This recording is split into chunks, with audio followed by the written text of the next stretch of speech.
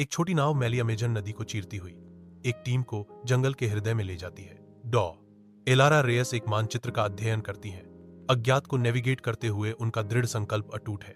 Mark Jenkins घने पत्तों की तस्वीरें खींचते हैं।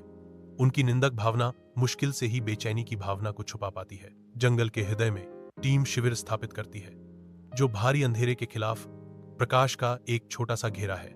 ईसा चेतावनी देती है, सावधान, यह जंगल पुराना है और इसे याद है।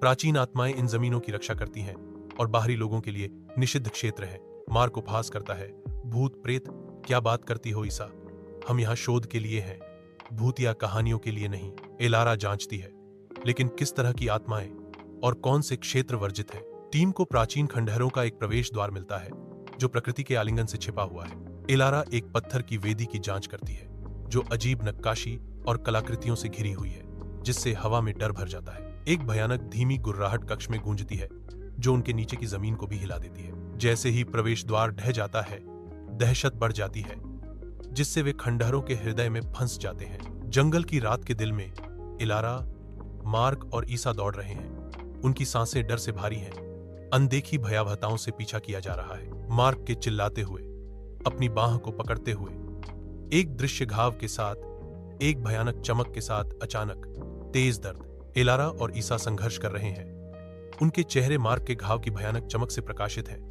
क्योंकि वे हताश होकर बढ़ती अंधेरी को रोकने की कोशिश कर रहे हैं। निराशा से प्रेरित होकर एलारा और ईसा अपनी हताश उड़ान जारी रखते हैं, घने निर्दयी जंगल में मुक्ति की एक झलक की उम्मीद करते हैं। एलारा और ईसा नदी के किनारे ढेर हो जाते हैं।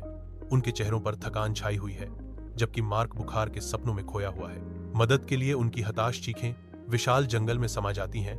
अनसुनी, अनुत्तरित जंगल की परछाइयों से चमकती आंखें उभरती हैं, जो शिकार करने के इरादे से बचे हुए लोगों को देख रही हैं। एक भयावह चीख भोर की शांति को भंग कर देती है, जिसके बाद एक अशुभ चुप्पी छा जाती है।